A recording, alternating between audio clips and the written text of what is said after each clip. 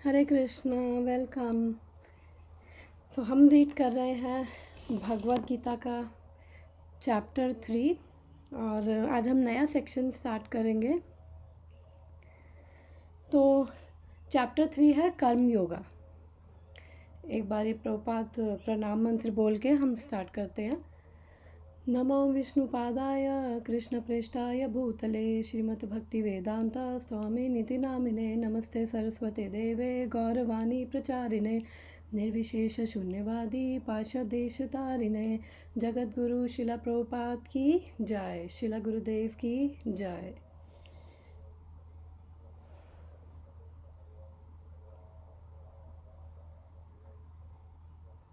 हरे कृष्णा। तो मैं एक बार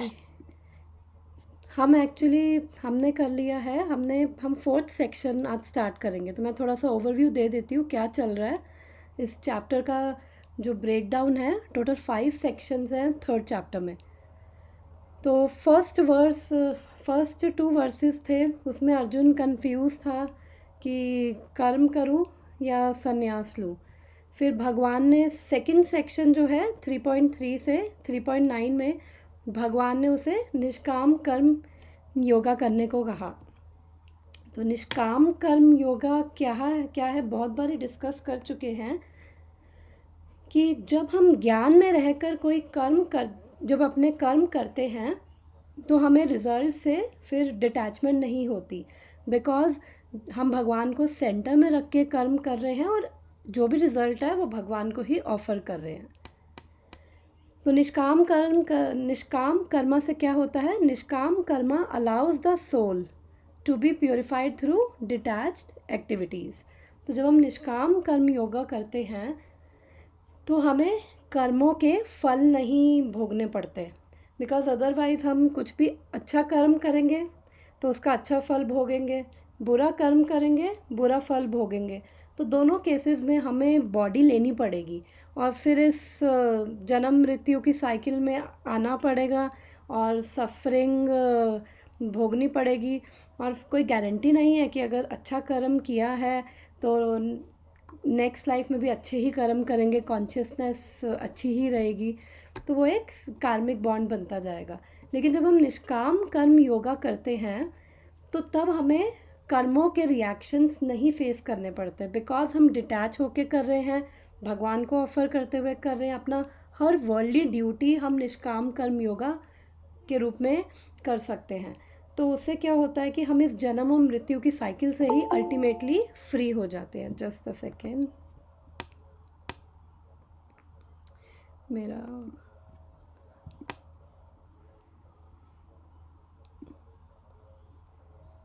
हरे कृष्णा खुशी। तो अभी मैं बैकग्राउंड दे रही थी। तो हमने हरे कृष्णा, तो 3.3 से 3.9 में भगवान ने उसे बोला निष्काम कर्म योगा करने को।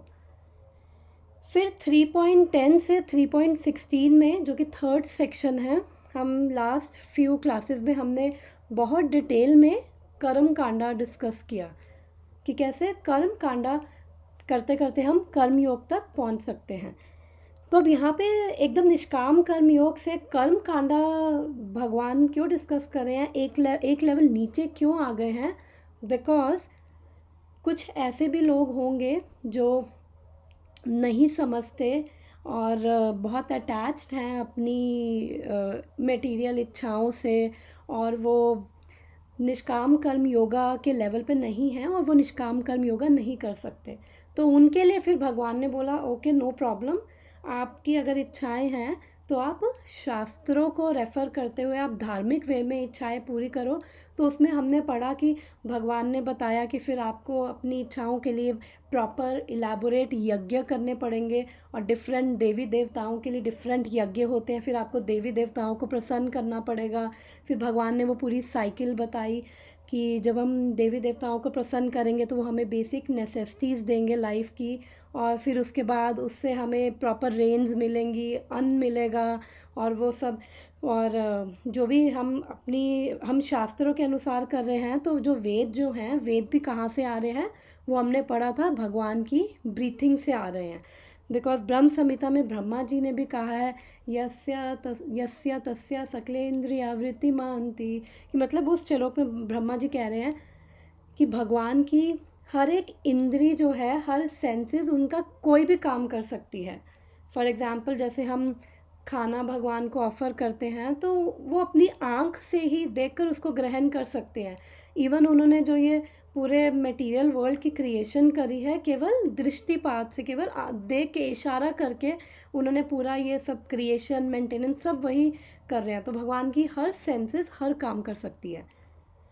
फिर हमने देखा था कि जो वेद हैं वो भी भगवान से आ रहे हैं अल्टीमेटली, इसलिए जिनकी बहुत मटेरियल इच्छाएं हैं उनको प्रॉपर यज्ञ, और यज्ञ भी प्रॉपर वेज फॉलो करते हुए यज्ञ होने चाहिए। ऐसे नहीं कि जो मैंने बताया था कि बस मंदिर में गए, धूप बत्ती जला दी और फिर उसके बाद अपनी टू डू लिस्ट इच्छाओं की पकड़ा दी, ये हमारी इच्छाएं पूरी हो, ऐसे नहीं, वो डिग्रेडेड वर्जन है। तो फिर कर्म कांडा का पर्पस बेसिकली यही था कि एटलीस्ट जिनके अंदर अभी उतनी कॉन्शियसनेस नहीं है कि वो समझे कि हायर पर्पस क्या है, और वो बस केवल अपनी इच्छाओं को पूरा करना चाहते हैं, तो वो भी कर्म कांडा करते करते जब वो अल्टीमेटली समझेंगे कि एक्चुअली ये यज्ञ हम कर रहे हैं तो यज्ञ करने का पर्पस क्या है, तो जब वो समझेंगे कि एक्चुअली में जो यज्ञ के भोक्ता, हमने देखा था कि जो यज्ञ के भोक्ता कौन है, कृष्ण। तो सब यज्ञपति कृष्ण है, यज्ञ के भोक्ता कृष्ण है। और इवन जब यज्ञ शुरू भी होता है ना, तो वो नारायण के, वो विष्णु के नाम से स्टार्ट होता है। इवन एंड जो होता है वो भी विष्णु के नाम पे एंड होता है। जब स्टार्टिंग और एंडिंग ही उस पे हो रही है, बीच में ही बस डिफरेंट देवी देवताओं के लिए हो रहा है। और देवी देवता भी क्या कर रहे हैं, वो भी अल्टीमेटली जो भी उनको ऑफरिंग मिल रही है पहले वो कृष्ण को ऑफ़र कर रहे हैं, उसके बाद वो उसको एक्सेप्ट कर रहे हैं।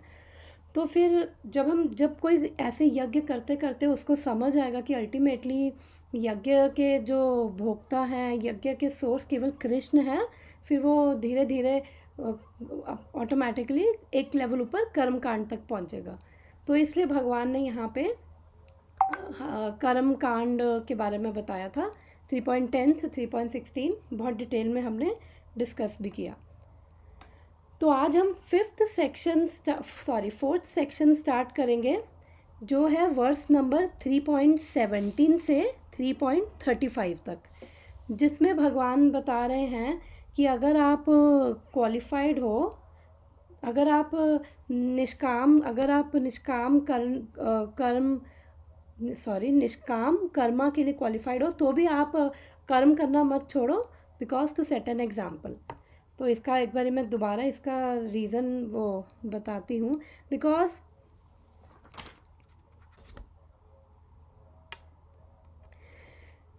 बिकॉज अर्जुन के माइंड में ये क्वेश्चन कि आया, या फिर जो निष्काम कर्म योगी है वो ना तो रिज़ल्ट से तो वो अटैच होते नहीं हैं, उनको वो अपना बस कर्म करते हैं, और उनको जब रिज़ल्ट से उनको अटैचमेंट नहीं है, ठीक है, जो भी रिज़ल्ट आ रहा है, अच्छा आ रहा है बुरा आ रहा है, उनको फ़र्क नहीं पड़ रहा।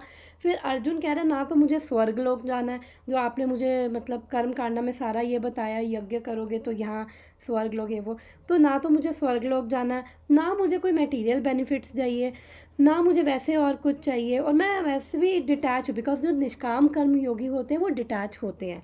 तो फिर उनके लिए क्यों उनको कर्म करना है, बिकॉज अल्टीमेटली हम जो ये कर्म कर रहे हैं, वर्ल्डली ड्यूटीज़, अपनी जो प्रिस्क्राइब ड्यूटीज़ हैं वो कर रहे हैं, उसके पीछे करने का पर्पस है प्यूरिफिकेशन, कि धीरे धीरे अपनी ड्यूटीज़ प्रिस्क्राइब ड्यूटीज़ करते हुए हम में जब वो प्यूरिफिकेशन होगी, जो हमारा हार्ट जो है वो अल्टीमेटली प्यूरिफाइड होगा, तो हमारा जो रियल नेचर है ना, हमारा स्वरूप है एक्चुअली, तभी हम उसको समझ पाएंगे। अदरवाइज़ एक कवरिंग बनी रहेगी और फिर हम लगे रहेंगे कभी अपने आप को विक्टिम बनाने में, कभी दूसरों को ब्लेम करने में, और वही कार्मिक बॉन्ड बनाते रहेंगे। तो जब हमें प्यूरिफिकेशन होगी तो तभी हम समझ पाएंगे कि एक्चुअली में क्या है हम। तो इसलिए ये क्वेश्चन है कि निष्काम कर्म योगी को तो कुछ चाहिए नहीं है, फिर उसको क्यों कर्म करना है।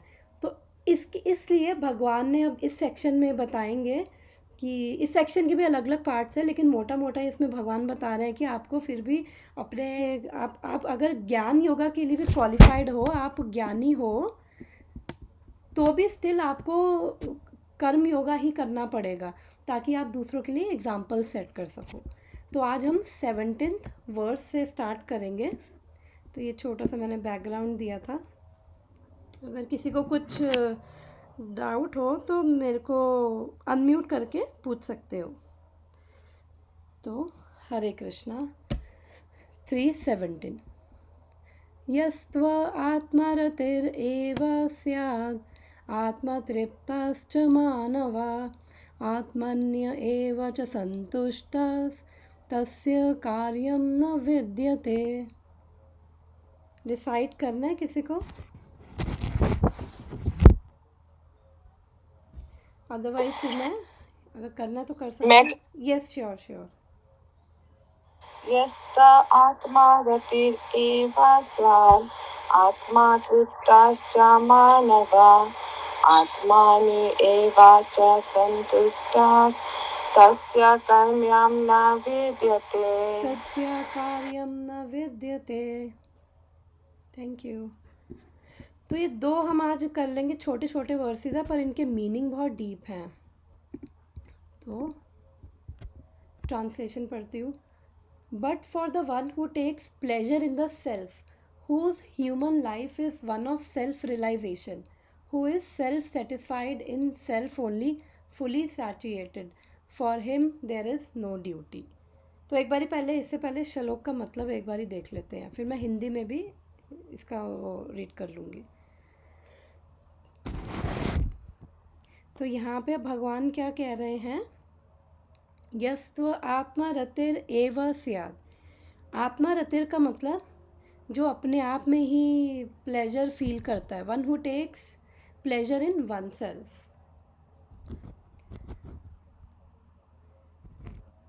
उसके बाद आत्मा तृप्तश्च मानवा, यानी कि जो अपने आप इंटरनली सेटिस्फाइड है, या फिर जिसको पता है कि ह्यूमन गोल क्या है, सेल्फ रियलाइजेशन। फिर आत्मन्य एव च संतुष्ट था, कि जो इंटरनली सेटिस्फाइड और इंटरनली हैप्पी है। तो व्हाट हैपन्स, उसके साथ क्या होता है, तस्य कार्यम न विद्यते। सच अ पर्सन, ऐसे इंसान को कोई ड्यूटी करने की ज़रूरत नहीं है और उसकी ड्यूटी करने का कोई कारण नहीं है। एक बारी हिंदी में इससे समझ लेते हैं। किंतु जो व्यक्ति आत्मा में ही आनंद लेता है, अपने कृष्ण भावनामृत के कार्यों में पूर्णतः संतुष्ट रहता है, उसके लिए कुछ करणीय कर्तव्य नहीं होता। अब यहाँ पे क्या है, यहाँ पे अब वो टॉपिक चेंज हो गया। यहाँ पे अब बात हो रही है सेल्फ रियलाइज्ड पर्सन की। पीछे हमने 10 to 16 में पढ़ा था कि कर्म कांडा के बारे में, कि जिनको अपनी इच्छाएं पूरी करनी है धार्मिक वे में, उनको वो साइकिल ऑफ सेक्रीफाइस यानी कि यज्ञ करने ही पड़ेंगे। और अगर जो नहीं करेंगे, जो करेंगे उनका क्या होगा, जो नहीं करेंगे उनका क्या होगा, वो हम पीछे पढ़ के आए हैं। अब यहाँ पे बिल्कुल थीम चेंज हो गया। अब यहाँ पे बात हो रही है जो ऑलरेडी सेल्फ रियलाइज्ड है, यानी कि जो ऑलरेडी आत्मा साक्षात्कार के लेवल पे है। अब सेल्फ रियलाइज्ड का क्या मतलब है? सेल्फ रियलाइज्ड का मतलब होता है कि जिसको अपना स्वरूप पता है कि मैं कौन हूँ और मेरा भगवान के साथ क्या संबंध है। सॉरी। तो वो है सेल्फ रियलाइज। बिकॉज जब हमें अपनी पोजीशन पता चल जाएगी कि हमारी एक्चुअली में कॉन्स्टिट्यूशनल पोजीशन क्या है, हमारा स्वरूप क्या है। बिकॉज हमारे शास्त्र बताते हैं हर एक जीव का भगवान के साथ एक पर्सनल रिलेशनशिप है। तो अब हमारा जब जिसको पता चल जाएगा कि मैं कृष्णा के साथ इस रिलेशन में हूँ, और फिर वो समझेगा कि मैं ये अभी तक हम एक्चुअली समझ नहीं पाते। हम सुनते हैं भगवत गीता में कि जो आत्मा है, हम आत्मा हैं और हम शरीर नहीं हैं, लेकिन हम प्रैक्टिकली उसको फील नहीं कर पाते। तो जो ये सेल्फ रियलाइज्ड पर्सन है, वो देख पा रहा है, समझ पा रहा है, एक्सपीरियंस भी कर पा रहा है कि मैं एक आत्मा हूँ, और वो उस आत्मा के प्लेटफॉर्म से सबको देख पा रहा है। तो वो जब ऐसे, वो आगे छठे चैप्टर में बोलते हैं वो पंडिता समादर्शिना, कि ऐसा व्यक्ति कौन है, वो हर एक को समान दृष्टि से देख पाता है। अभी हम लोग अभी नहीं देख पाते, हमें अपने दुश्मन भी नज़र आते हैं, दोस्त भी नज़र आते हैं, और हमें डिफरेंस नज़र आता है, डिफरेंट जैसे कीड़े मकोड़े, और वो उसको हर एक में केवल आत्मा नज़र आती है, और वो समझता है, वो कंप्लीट नॉलेज में होता है, और बिल्कुल वो हमने सेकंड चैप्टर में भी पढ़ा था स्थिता प्रज्ञा। तो एक तरह से स्थिता प्रज्ञा वही है जो इंटरनली, यहाँ पे तीन भगवान ने चीज़ें बोली हैं, आत्मा रति, आत्मा तृप्ता।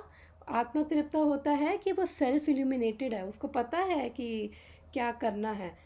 तो हम इसको डिस्कस करते हैं, इसको पढ़ के एक बार ही डिस्कस करते हैं। परपट मैं एक बार इंग्लिश में ही करती हूँ, लेकिन मैं उसका हिंदी साथ साथ मैं बताती रहूँगी। तो अब यहाँ पे अब जो सेल्फ रियलाइज की बात हो रही है, अब ऐसा क्या है इस सेल्फ रियलाइज्ड में कि हमेशा ये सेटिस्फाइड है?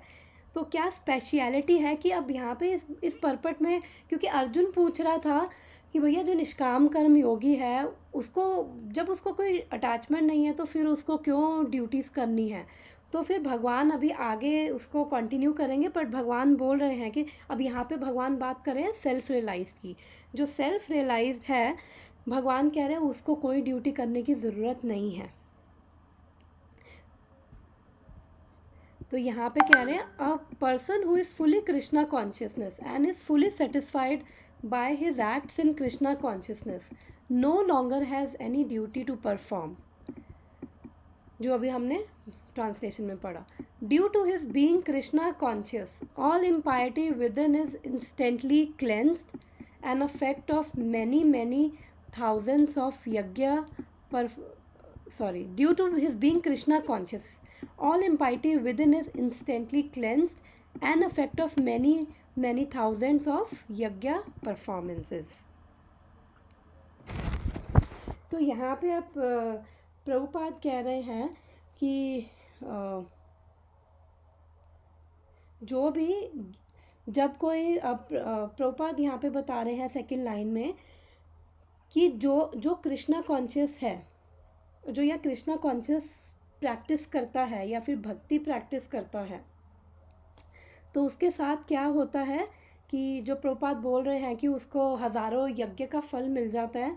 तो क्या होता है उसके साथ, बिकॉज जब हम कॉन्स्टेंटली भक्ति में लगे होते हैं, स्टडी और कांस्टेंट प्रैक्टिस करते हैं भक्ति के 9 प्रोसेसेस की, जो स्टार्ट होता है श्रवण से यानी कि सुनने से, फिर कीर्तन करना, फिर उसके बाद जो 9 प्रोसेसेस है, जब हम वो सब फॉलो करते हैं तो उससे क्या होता है कि हमारा जो हार्ट है वो धीरे धीरे क्या है, क्लेंज, सफाई होने लग जाती है।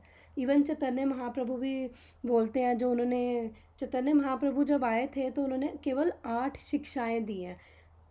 कृष्ण आए, उन्होंने भगवत गीता बोली, और चैतन्य महाप्रभु ने केवल 8 शिक्षाएं दी हैं।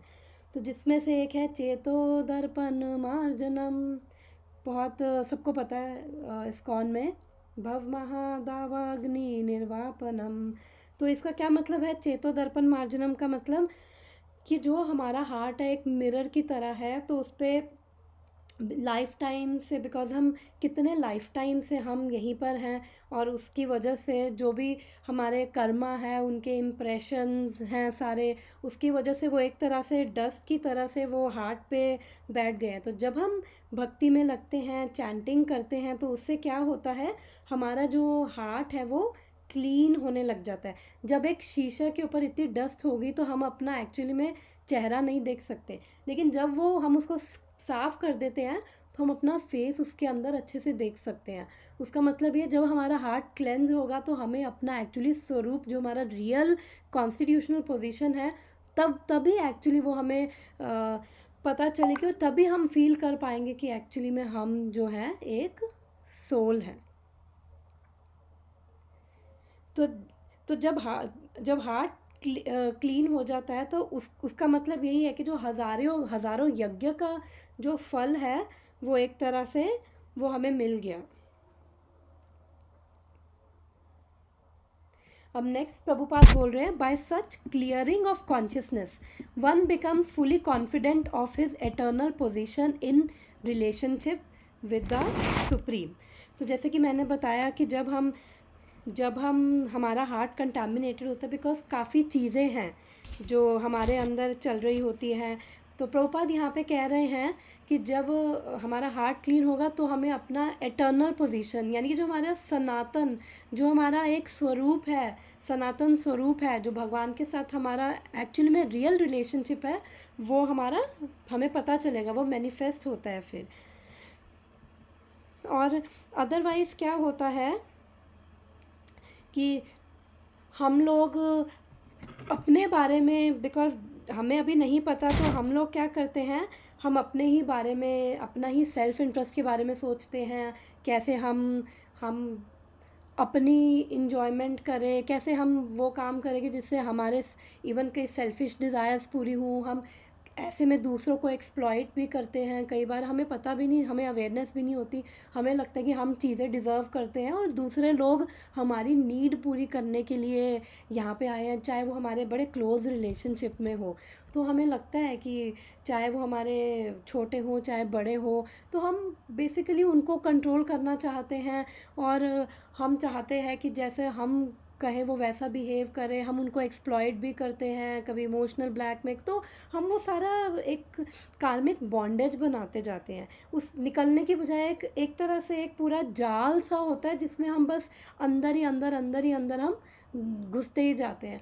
फिर जब वो कार्मिक बॉन्डेज बचती है तो हम कितने बैगेज अपने ऊपर लेके चलते हैं, shame, guilt, anger, frustration, lust, पता नहीं कितना कितना बैगेज हमने अपने ऊपर उठा रखा है जो हम एक्चुअली देख नहीं सकते। गिल्ट और कितनी नेगेटिव एनर्जीज लाइफ टाइम से इकट्ठे कर रखी है और कितने डर अपने अंदर हमने कैरी किए हुए हैं। और चाहे वो बड़े क्या कहते हैं, ऐसे डर हो जैसे हाइट का डर हो गया, या फिर किसी को पानी से डर लगता है, किसी को क्लोज स्पेसेस में डर लगता है, तो ऐसे काफ़ी हमने हैं। ये तो चलो फिर भी छोटे मोटे हैं, तो पिछले वो उन इम्प्रेशंस की वजह से हम बिल्कुल अंदर ही अंदर धंसते जाते हैं, हमें समझ नहीं आता कि हम बाहर कहाँ से निकले। और हम केवल अपनी डिज़ायर्स को पूरा करने के लिए हम अपने आप को भी हार्म करते हैं, दूसरों को भी हम हार्म करते हैं, और हम भूल जाते हैं कि एक्चुअली हम यहाँ पे एक जर्नी में हैं और ये जर्नी उसका एक पर्पस है, हमें यहाँ से बाहर निकलना है। और हम भूल जाते हैं कि एक्चुअली भगवान कौन है, और ये बहुत अनफॉर्चुनेट कंडीशन है। तो हमारी जब ऐसी कॉन्शियसनेस होती है तो फिर उस कॉन्शियसनेस में हम हमेशा बस डिस्टर्ब, डिप्रेस्ड और एंग्जाइटी में ही हम रहते हैं, हम फियरफुल रहते हैं हमेशा। और जब हमारा हार्ट क्लीन होगा तब हमें एक्चुअली पता चलेगा। और इवन चैतन्य चरितामृत में भी बोला है कि हमारा चैतन्य महाप्रभु बोलते हैं, हमारा रियल स्वरूप क्या है, जीवेरा स्वरूप होए कृष्णेरा नित्य दास। कि हम भगवान के एक्चुअली में अंश हैं, भगवान के पार्ट एंड पार्सल है, भगवान के दास है। लेकिन हम जब हमारी ये कॉन्शियसनेस कवर्ड हो जाती इन सब चीज़ों से, और काफ़ी ऐसी हमारी डिज़ायर्स होंगी, काफ़ी ऐसे जो हम बैगेज लेके चल रहे हैं, इससे हमारी कॉन्शियसनेस इतनी कवर्ड हो जाती है कि हम ये अपना रियल आइडेंटिटी तो हम भूल जाते हैं। फिर हम बाकी और अलग अलग वो रोल लेकर हम बस अपनी ही धुन में रहकर, और हमें समझ नहीं आता, हम बिल्कुल बिविल्डर्ड रहते हैं कि हमें क्या करना है क्या नहीं करना है, वो हमारी सिचुएशन रहती है। तो जब हम भक्ति करते हैं तो हमें थियोटिकली पता चल रहा है, धीरे धीरे हमें प्रैक्टिकली भी रियलाइज़ 100% होगा। जैसे हम टेंपल में जाते हैं तो देखो कितना फ़र्क पड़ता है, तो हमें थोड़ा बहुत रियलाइज़ होता है, जब हम भगवान के दर्शन करते हैं, वहाँ पे ऐसा इन्वायरमेंट होता है तो हमें बहुत अंदर से ब्लिस फील होने लग जाता है, भले ही थोड़े थोड़े टाइम के लिए हो, लेकिन फील होता है। और फिर हमें लगता है कि नहीं नहीं, हम ये शास्त्र सही कहते हैं कि हम कृष्ण के दास हैं हम। लेकिन जब हम फिर घर में आते हैं, फिर से वापस से वही सारी जो हमारी मेंटालिटी है, वही सारी हमारे इंप्रेशंस डोमिनेट करने लग जाते हैं और हम वापस से बॉस बन जाते हैं और वही सब हमारा शुरू हो जाता है। तो जब हम चैंटिंग करते हैं तो धीरे धीरे धीरे धीरे सब क्लीनिंग होती है। बिकॉज हरि नाम क्या कर रहा है, झाड़ू लगा रहा है। हरि नाम यानी कि कृष्ण का नाम, कृष्ण में कोई डिफरेंस नहीं है। और फिर धीरे धीरे जब हमारी वो रियल आइडेंटिटी हमें पता चलती है कि एक्चुअली में हम कौन हैं और भगवान के हम दास हैं, भगवान के हम अंश हैं। बिकॉज भगवत गीता में आगे हम पढ़ेंगे कि ममे वांछा जीव लोका जीव भूता सनातना। कृष्ण कह रहे हैं जितने भी जीव हैं सारे मेरे अंश हैं। तो फिर वो चीज़ क्लियर हो जाती है। फिर हम नेक्स्ट पढ़ते हैं, his duty thus becomes self illuminated by the grace of lord, therefore he no longer has any obligation to Vedic injunctions. तो यहाँ पे अब वो कह रहे हैं कि उसको अपनी ड्यूटी पता चल जाती क्या करना है, और उसका अब ये वेद हैं जो हमारे उसको जो अपने कर्तव्य हैं उस सब के पीछे उसकी वो ऑब्लिगेशन नहीं रहती कि उसको करने ही करने हैं। तो इसको थोड़ा सा इस लाइन को समझते हैं कि इसका क्या मतलब है। तो उसकी ड्यूटी उसको क्लियर हो जाती है। इसका ये मतलब है बिकॉज जो भगवान हैं स्वयं उसको गाइडेंस देते हैं, उसको नॉलेज देते हैं। बिकॉज भगवत गीता 10.10 बहुत फेमस वर्स है ये कि, और जब हम इस पे पहुँचेंगे ना, बहुत ब्यूटीफुल वर्स है। तो वहाँ पे 10वें चैप्टर पे अगर भगवान की कृपा से पहुँचेंगे तो वहाँ पे डिटेल में डिस्कस करेंगे। तेषां सततयुक्तानां भजतां प्रीतिपूर्वकं ददामि बुद्धियोगं तं येन मामुपयन्ति ते। तो यहाँ पे भगवान क्या कह रहे हैं कि जो मेरी भक्ति में लगता है फिर मैं उसको अंडरस्टैंडिंग और इंटेलिजेंस देता हूँ कि क्या करना है। तो इसी को कहते हैं सेल्फ इल्यूमिनेशन, कि भगवान हमें गाइड करते हैं। हमने फर्स्ट चैप्टर में भी पढ़ा था कि भगवान क्या है, ऋषिकेश है, और भगवान गोविंदा है, भगवान कंट्रोलर ऑफ सेंसेस है, भगवान ओनर ऑफ सेंसेस है। तो भगवान हमें ऋषिकेश के रूप में हमारे हार्ट में हमें गाइडेंस देते हैं। तो वही है सेल्फ इल्यूमिनेशन जो। और फिर नेक्स्ट श्लोक में वो 10.11 में भगवान क्या बोल रहे हैं, तेषामेवानुकंपार्थम अहम अज्ञानजं तमः नाश्यम्यामि आत्मा भावस्तो ज्ञान दीपेन भास्वतः। फिर भगवान कह रहे हैं कि जो मेरे भक्त हैं, जो कम्प्लीटली मेरी भक्ति में मेरी सेवा में लगे हैं, मेरी स्पेशल कृपा से I will lit the lamp of knowledge in their heart and remove all darkness. उनके हृदय में जो भी डार्कनेस है, जो भी कवरिंग है, भगवान कह रहे हैं मैं रिमूव करता हूँ, मेरी कृपा से वो सारी रिमूव हो जाती है। हम इमेजिन करें कि मतलब कृष्णा हमें डायरेक्ट डायरेक्शन दे रहे हैं। जो सुप्रीम पर्सनालिटी है स्वयं भगवान है, स्वयं जिनके बराबर भी कोई नहीं, जिनके ऊपर भी कोई नहीं, वो भगवान स्वयं हमें फिर डायरेक्शंस देते हैं, हमें गाइडेंस देते हैं कि हमें इंटेलिजेंस देते हैं डिफ्रेंशिएट करने में क्या करना है, क्या नहीं करना है, क्या टेम्परेरी है, क्या एटर्नल है, हम कौन है। जब हमें गाइडेंस मिलती हैं तो फिर हमें ज़रूरत नहीं होती ये सब अपनी जो भी हमारे कर्तव्य हैं हमें वो करने की ज़रूरत नहीं होती है। और हमारा सबसे बड़ा कर्तव्य क्या है, हमें ये समझना कि हम क्या हैं, भगवान के अंश हैं। बिकॉज़ जब हम ये समझते हैं तो फिर एक्चुअली क्या है, हम कृष्णा की नेक्स्ट वर्स में इसको और डिटेल में करेंगे, हम कृष्णा की एक्चुअली प्रोटेक्शन में आ जाते हैं, कृष्णा की हम गाइडेंस में आ जाते हैं। और फिर भगवान हमारी सारे, बिकॉज़ हमारे अलग अलग ऋण होते हैं, हमें देवी देवताओं के लिए भी करना है, देव ऋण, पितृ ऋण, जो भी अलग अलग तरह के हमें करने ही हैं, साधु के प्रति ऋण, और ये जो भी हमारे धर्म हैं, कुल धर्म, ये धर्म, हमें कुछ करने की ज़रूरत नहीं है फिर, बिकॉज भगवान फिर सब ले लेते हैं। और फिर कोई, बिकॉज अदरवाइज, हाँ माता जी ये लाइन रिपीट कीजिए, मेरा वो हो गया था ब्लैंक। ओके, मैं ये कह रही हूँ कि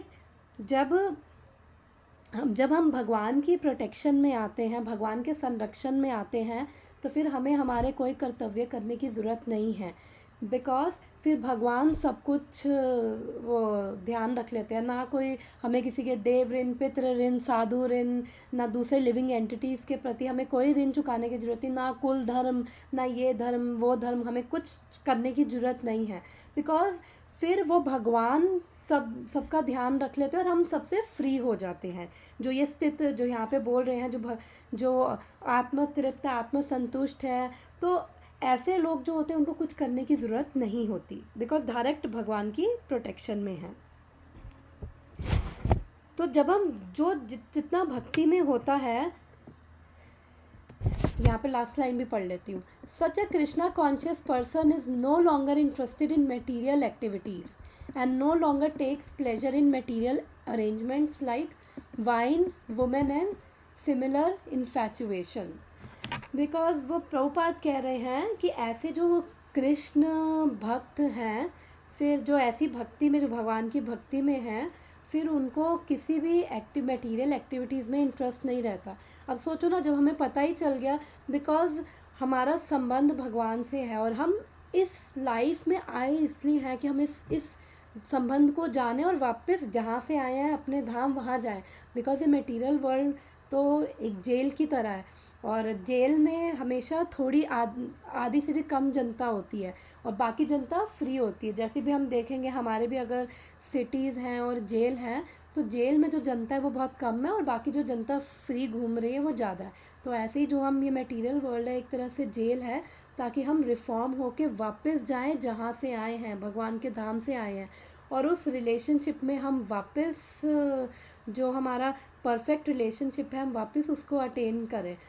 बिकॉज हम इस मटेरियल वर्ल्ड में हमें सेटिस्फैक्शन इसलिए नहीं मिलती, ना रिलेशनशिप्स में ना चीज़ों में, बिकॉज वो हम एक परफेक्ट रिलेशनशिप, जिसमें हम जो रिलेशनशिप में कृष्ण के साथ थे, वो हमने जब परफेक्शन टेस्ट कर रखी है, तो हमें यहाँ पे इसलिए सेटिस्फैक्शन नहीं मिलती। बिकॉज हमें जो भी चीज़ें हैं फिर वो हमें सेटिस्फाई नहीं कर सकती। बिकॉज हम एक, जब किसी ने ऑलरेडी गुलाब जामुन का टेस्ट ले रखा हो, तो फिर उसको गुड़ में क्या मज़ा आएगा, गुड़ खाने में।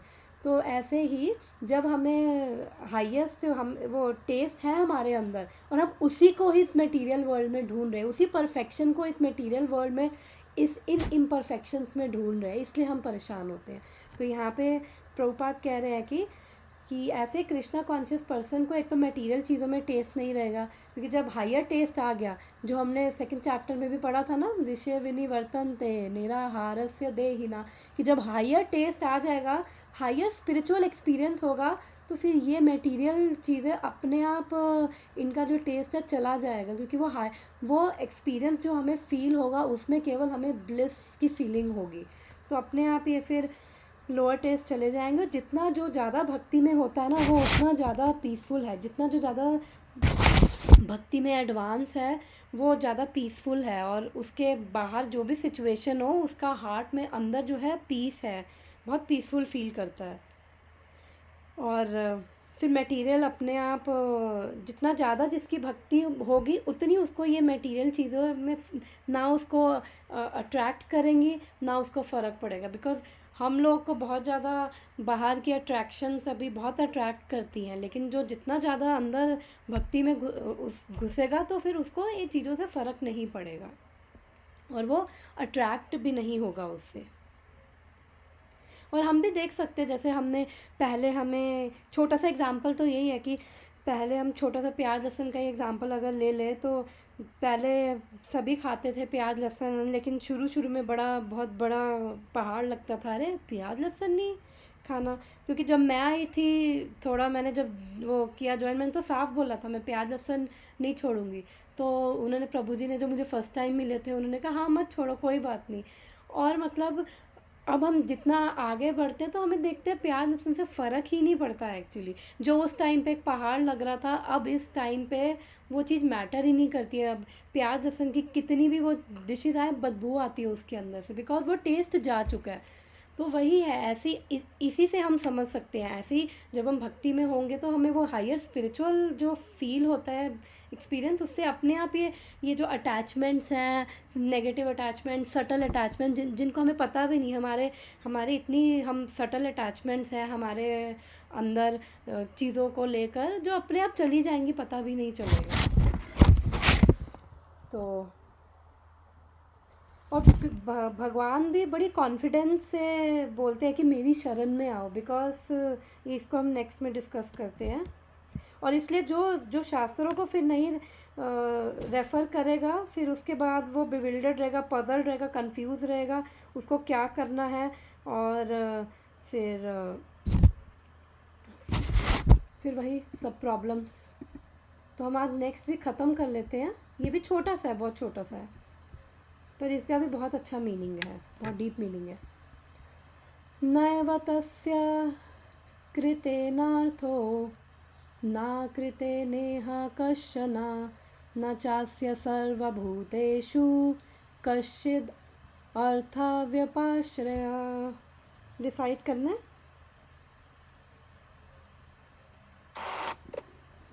नैव तस्य कृतेनार्थो न कृते नेह कश्चन कश्चन है ना, कश्चन न चास्य सर्वभूतेषु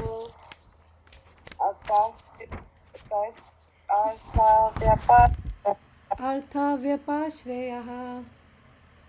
अर्थव्यपाश्रयः। Thank you. ओके, ये छोटा सा है, 10-15 मिनट में हो जाएगा। ओके, तो इसका हम देखते हैं।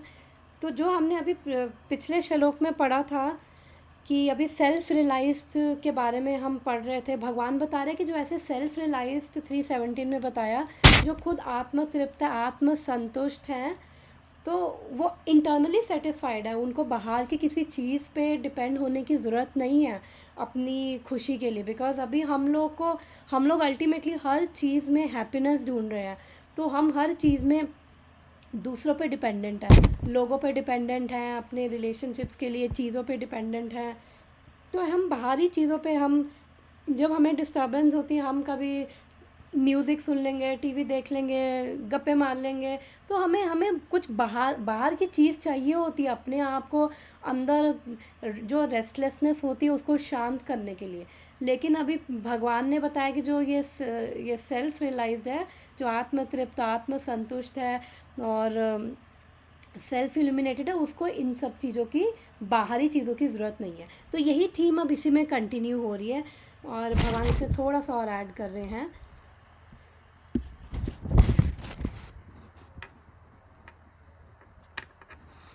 नैव तस्य कृतेनार्थो, तस्य यानी कि जो पर्सन जो आत्मरतिर है, जो भी हमने पढ़ा कि सेल्फ रियलाइज्ड है, उसको कोई ड्यूटी उसको नहीं करने की ज़रूरत है।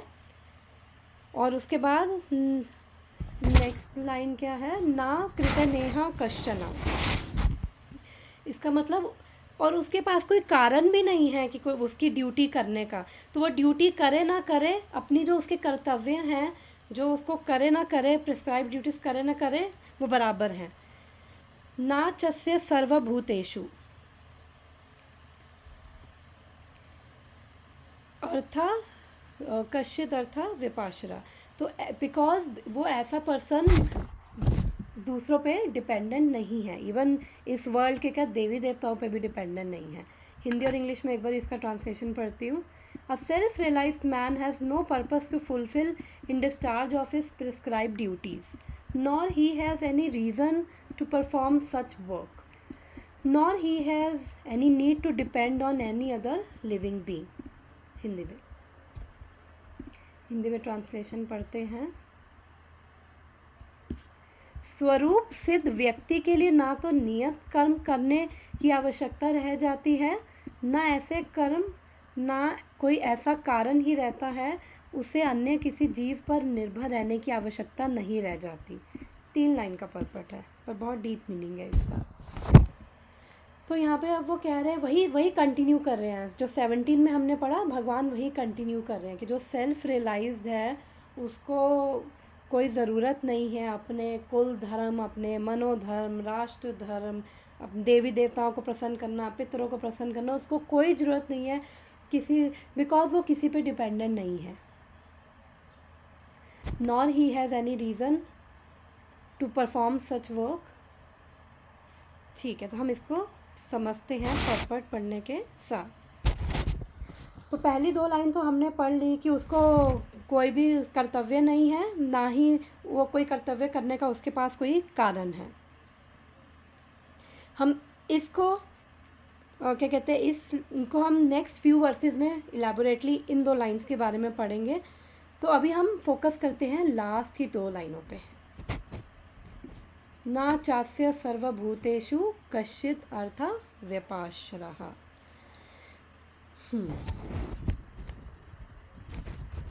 A self-realized purpose. Srila Prabhupada की जय. A self-realized man is no longer obliged to perform any prescribed duty, save and accept activities in Krishna consciousness. Krishna consciousness is not inactivity either, as will be explained in the following verses. तो यहाँ पे प्रभुपाद क्या कह रहे हैं, Krishna consciousness, Krishna भावनामृत होना या कृष्ण भक्ति में होना, प्रभुपाद कह रहे हैं कि कोई ऐसा नहीं है कि ये इनएक्टिविटी है, निष्क्रियता नहीं है. प्रभुपाद कह रहे हैं कि आप बस जाके वेले बैठ गए और बस हम तो अपने सोफे पे बैठ गए, सब काम छोड़ दिए, अब हम तो बस कर रहे हैं. नहीं, प्रभुपाद कह रहे हैं ये इनएक्टिविटी नहीं है, बिकॉज हमने पहले भी पढ़ा है Krishna consciousness means work in progress, और कृष्णा कॉन्शियसनेस मीन्स कि ऑन गोइंग एक्टिविटीज़, भक्ति की एक्टिविटीज़. हम अपने हर कर्म को भक्ति के रूप में करते हैं, तो वो क्या होता है, वो कर्म योग होता है, जिसमें हमारे मेन जो डोमिनेट करते हैं कर्म.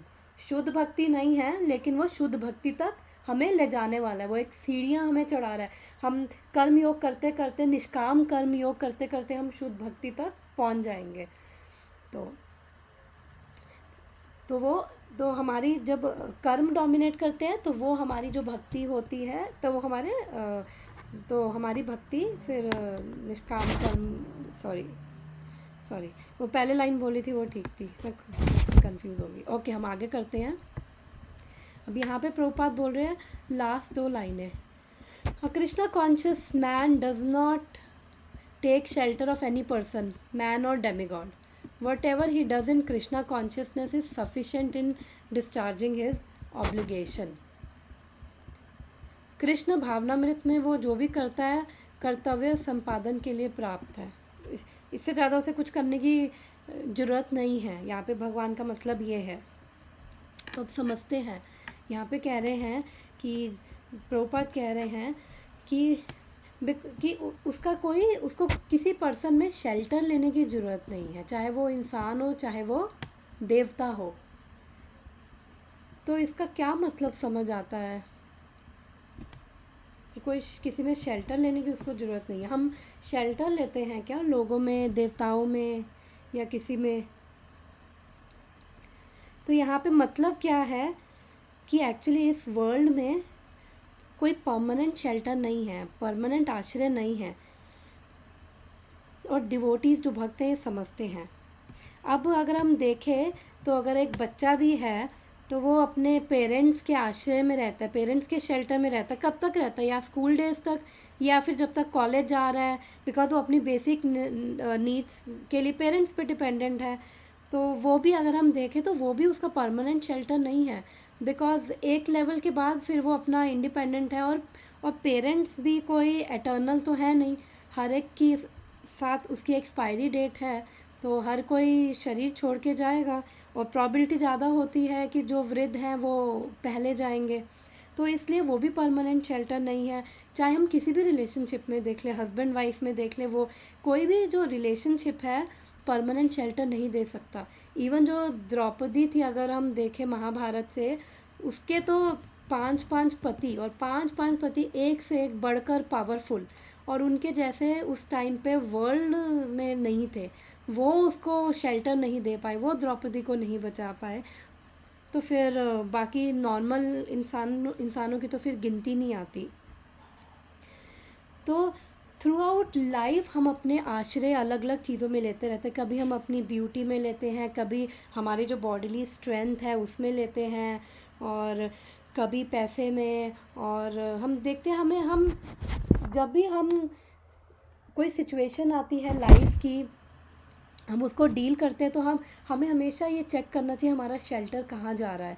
बिकॉज़ कोई सिचुएशन ऊपर नीचे होती है तो हमारा शेल्टर हमारी ईगो में चला जाता है कि अच्छा मैं डिज़र्व करता हूँ, उसने मेरे साथ ये नहीं किया। हमारी प्राइड में, हमारे घमंड में, हमारी फॉल्स ईगो में, हमारे गुस्से में कि उसने मुझे ऐसे कह दिया, हमारे लस्ट में, हमारी अलग अलग चीज़ों में हमारा शेल्टर चला जाता है। हमारे इवन खाने में कई बार कई लोग परेशान होते हैं तो वो इमोशनल ईटिंग शुरू कर देते हैं, उनका दिमाग ख़राब हो जाता है, उनको कोई रास्ता नहीं मिलता, फिर वो अपना आश्रय कहाँ ले रहे हैं, अपने माइंड में ले रहे हैं, ईटिंग में ले रहे हैं। तो ऐसे हम अलग अलग शेल्टर्स अलग अलग टाइम पे लेते रहते हैं एक्चुअली, जो कि टेम्परेरी शेल्टर्स हैं। और फिर सब कुछ टेम्परेरी है, ब्यूटी, स्ट्रेंथ, मनी, सब कुछ एक्चुअली में टेम्परेरी है, और कुछ टाइम बाद सब जाएगा। तो फिर परमानेंट क्या है? तो वो परमानेंट शेल्टर केवल और केवल क्या है? भगवान का शेल्टर। तो वो भगवान ही हमें वो परमानेंट शेल्टर दे सकते हैं। बिकॉज़ हम लोग समझते नहीं, लेकिन हम लोग क्या हैं, अपने हम लोग एक जर्नी में हैं, और इस जर्नी में हम लोगों से कनेक्ट होते हैं, उन पे हम डिपेंड करते हैं। हम कभी बोलते हैं कि हम आप पे डिपेंडेंट हैं, कोई हमें बोलता है कि हम तेरे पे डिपेंडेंट हैं। बट अगर सच्चाई देखा जाए तो हम सब लोग अपनी एक इंडिपेंडेंट जर्नी पे हैं, कोई किसी पे डिपेंडेंट नहीं है। बिकॉज़ हम देखते हैं कि हमारे अपने भी शरीर छोड़ के जाते हैं, उन दुख होता है हमें लगता है कि उनकी वजह से सब हो रहा था, लेकिन जब शरीर छोड़ के अपने भी जाते हैं तो भी ये संसार चलता रहता है। कई बार ऑफिस में बड़ा कईयों को घमंड होता है कि अगर हम कंपनी में ना रहे ना, कंपनी ना चले, तो फिर ऐसे में तो वही होता है। फिर जब उनका देखते हैं कि ये काम उनका ख़त्म हुआ और निकाला कंपनी ने, तो वो सारा उनको टूट जाता है। तो ऐसे ही वो अपने में, उनको सबको लगता है कि हमारी वजह से, इवन हमें लगता है कि हमारे घर वाले हमारे पे डिपेंडेंट है, हमारे बच्चे, हमारे हस्बैंड, हमारा वाइफ, हमारे ये वो हम पे डिपेंडेंट है। लेकिन एक्चुअली में कोई किसी पे डिपेंडेंट नहीं है, हर कोई अपनी एक इंडिपेंडेंट जर्नी पे है। और जो भी हमारी डिपेंडेंस है, बिकॉज़ हम लाइफ में अभी रिलेशनशिप्स में हैं, बहुत क्लोज रिलेशनशिप्स में हैं, तो वो डिपेंडेंस है किसी लेवल तक, लेकिन वो डिपेंडेंस क्या है? टेम्परेरी है। और तभी एक्चुअली जो पॉइंट है ना समझने वाला यहाँ पे, वो ये है कि हमारे हार्ट को कंप्लीट सेटिस्फैक्शन इसलिए नहीं मिलती बिकॉज़ अभी हम क्या है, हम परमानेंट, क्योंकि हमें एक परमानेंट शेल्टर चाहिए, हमें एक परमानेंट आश्रय चाहिए। और हम लोग, काफ़ी लोग हैं जो हम लोग डर जाते हैं हर छोटी छोटी चीज़ से, सिचुएशंस आती हैं, बिकॉज़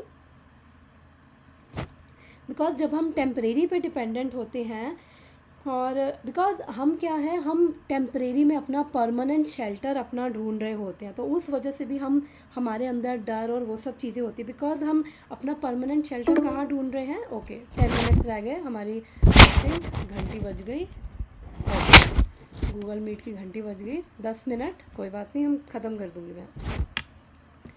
तो जब हमारे ऐसे जब हम टेम्परेरी में परमानेंट शेल्टर एक्सपेक्ट करते हैं, और फिर हमें डर लगता है कि हम वो रिलेशनशिप लूज़ कर देंगे, वो पर्सन लूज़ कर देंगे, और हम वो चीज़ खो देंगे, तो उससे क्या हमारे अंदर फियर्स आ जाती हैं, क्योंकि हमें इंटरनली कहीं ना कहीं पता है कि वो टेम्परेरी है, सटल लेवल पे हमें पता है, लेकिन फिर भी हम उससे हम परमानेंट शेल्टर एक्सपेक्ट करते हैं, तो फिर वहाँ पे हम क्या होते हैं, फियरफुल हो जाते हैं।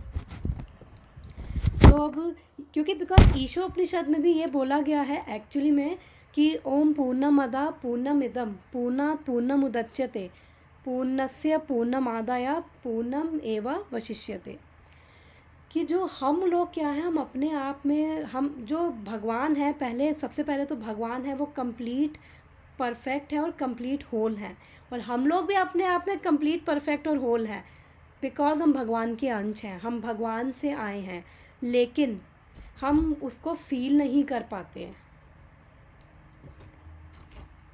बिकॉज हमारा जो जो हमारा जो सारा कॉन्शियसनेस है टेम्परेरी में इन्वेस्टेड है। तो जब हम कृष्णा पे डिपेंड करते हैं उस परमानेंट शेल्टर पे, तो फिर वहाँ पे डर का सवाल ही नहीं रहता। और और एक बहुत इम्पॉर्टेंट पॉइंट, अगर हम ये समझ जाएंगे ना, तो फिर शायद हम 100% फिर भगवान का शेल्टर ज़रूर लेंगे कि जो भक्ति है वो ऑप्शनल नहीं है। बहुत इम्पॉर्टेंट चीज़, भक्ति ऑप्शनल नहीं है, मैंडेटरी है। भक्ति हमने ऑप्शन की तरह नहीं लेना, भक्ति बहुत ज़रूरी है। भक्ति का मतलब क्या है? भक्ति का मतलब कि हमें कृष्ण की शरण लेना। बिकॉज लोग सोचते हैं अरे ये कोई टाइम है भक्ति करने का, जब बूढ़े होंगे 60-70 साल के होंगे तब करेंगे, अभी तक टाइम नहीं, अभी हम बहुत बिज़ी हैं, अभी हमें कमाना है, अभी हमें वो सब करना है।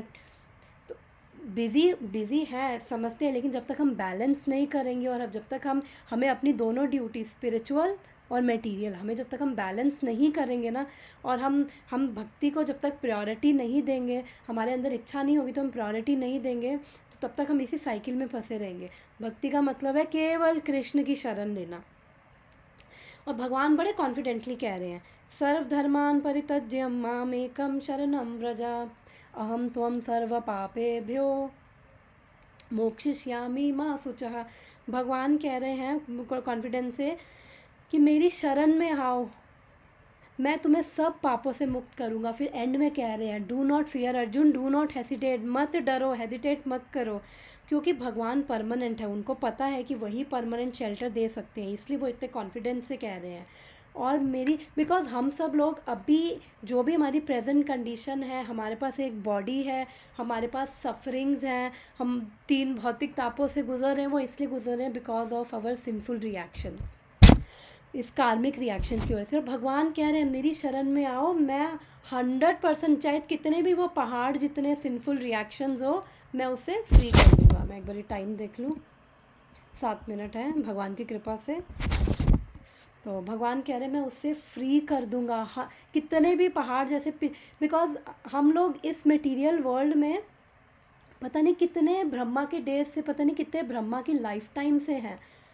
ब्रह्मा जो है, ब्रह्मा की लाइफ 100 साल है, 100 साल मोटे मोटे उनके 311 ट्रिलियन ईयर्स हैं, बिकॉज उनके एक दिन में 1000 बार चतुर्युग बीत जाते हैं, ये चारों युग बीत जाते हैं, उनकी रात में भी 1000 बार 4 युग बीत जाते हैं, चतुर्युग बीत जाते हैं, और हम अपने आप को समझते हैं कि हम पता नहीं कौन सी तोप है। तो फिर अगर हम देखें तो हम बहुत इनसिग्निफिकेंट है, और हम पता नहीं कितने ब्रह्मा के दिनों से, कितनी ब्रह्मा की लाइफ टाइम से इस भौतिक संसार में है।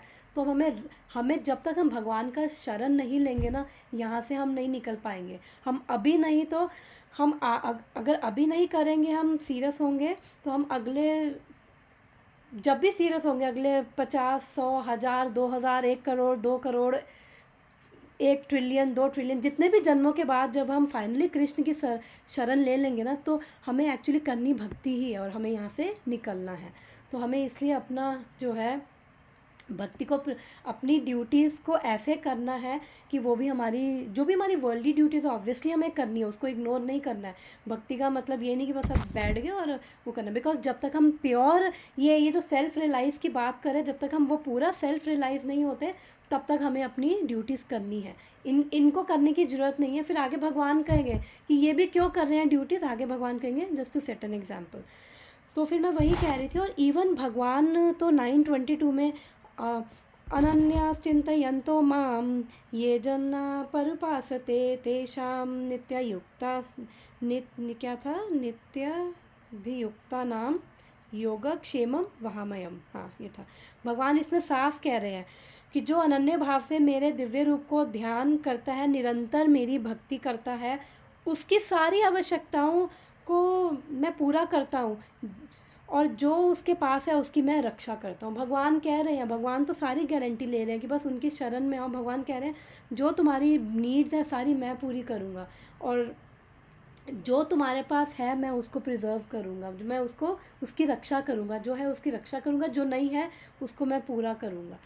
तो इसलिए हमें भक्ति को अपनी प्रायोरिटी बनाना है लाइफ में। भगवान के बारे में ज़्यादा से ज़्यादा सुन के, भक्तों से कनेक्ट हो के, चैंटिंग करके, भगवान के दर्शन करके, मंदिर जाके, जो भी सारी एक्टिविटीज़ हैं, हमें यही एक एक्चुअली राइट पाथ है। तो जब हम भगवान का शरण लेते हैं तो हम ऑटोमेटिकली फियरलेस हो जाते हैं और फिर हम भगवान की डायरेक्ट उसमें आते हैं, भगवान की डायरेक्ट शरण में। चैतन्य चरितमृत के प्रीफेस में लिखा था, प्रभुपाद लिखते हैं कि एक्चुअली कि जो हमने भागवतम में भी पढ़ा और सुना है, भागवतम में 3rd चैप्टर में आता है कि जो भगवान महाविष्णु के रूप में पहले एक्सपैंड करते, फिर महाविष्णु से 3 एक्सपेंशन आती है, क्षीरोदाई, कारणोदाई, गर्भोदक्षाई विष्णु। फिर ये 3 वो सारी सृष्टि चला रहे, क्रिएट कर रहे, मेंटेन कर रहे, ये 3 विष्णु कर रहे हैं। कृष्ण अपना गोलोक में आराम से बैठे हैं, उनको कोई टेंशन नहीं है कुछ करने की। ये सब भगवान की फिर एनर्जीज आगे सब कुछ कर रही हैं। फिर वो देवी देवता आगे वो सब देख रहे हैं, फिर भगवान की शक्तियाँ वो सब कर रही हैं। लेकिन जब कोई कृष्ण की शरण में आता है तो ये विष्णु नहीं, डायरेक्ट कृष्ण उसको अपनी अपनी चार्ज ले लेते हैं उसकी लाइफ का, डायरेक्ट स्वयं कृष्ण। बिकॉज भगवान फिर उसकी एनर्जी थी, भगवान स्वयं कंट्रोल ले लेते। तो कितनी अच्छी बात है कि मतलब जो भगवान बैठ के कुछ भी नहीं कर रहे, अपना आराम से बैठे हुए हैं, वो भगवान डायरेक्ट हमारी लाइफ का चार्ज ले लेंगे जब हम भगवान की शरण में जाएंगे। और ओके, कितना टाइम बचा है? ओके 3 मिनट्स हैं, ज़्यादा बस 1 मिनट रह गया मेरा। 3 मिनट्स है, इसको मैं ख़त्म कर देती हूँ, लास्ट कंक्लूड कर देती हूँ। इसलिए इस श्लोक में बोला है कि जो सेल्फ रियलाइज्ड है वो क्या है, सेल्फ रियलाइज क्या है, वो under the supremacy of Krishna. और वो थोड़ा धीरे बेल बजा ले दादा। और वो समझते हैं कि भगवान जो है, प्लीज़ नहीं बजा ले पर थोड़ा सा स्लो, बिकॉज मैं क्लास ख़त्म करने वाली हूँ। तो मैं क्या बोल रही थी, सॉरी, हाँ, जो भगवान की शरण में है फिर वो समझते हैं कि भगवान उसको पूरी प्रोटेक्शन कर रहे हैं। फिर ना उनको देवी देवताओं के लिए कुछ करना है, ना वो किसी इंसानों पे डिपेंडेंट है, ना देवी देवताओं के लिए, ना पितरों पे, ना अपने वो जो भी उनके कुल धर्म राष्ट्र में, उन्हें कुछ करने की ज़रूरत नहीं है। फिर वो हर चीज़ से फ्री हो जाते हैं। तो देखा जाए तो जब हमें, राधा डोर क्लोज कर दे, जब हमें हमारा स्वरूप ही पता चल जाएगा तो फिर इस संसार में बचा ही क्या है। बिकॉज हमें पता चल जाएगा कि ये ह्यूमन पर्पस लाइफ में हम क्यों आए हैं, हमारा कृष्ण से वो रिलेशनशिप हमारा रिवील हो जाएगा।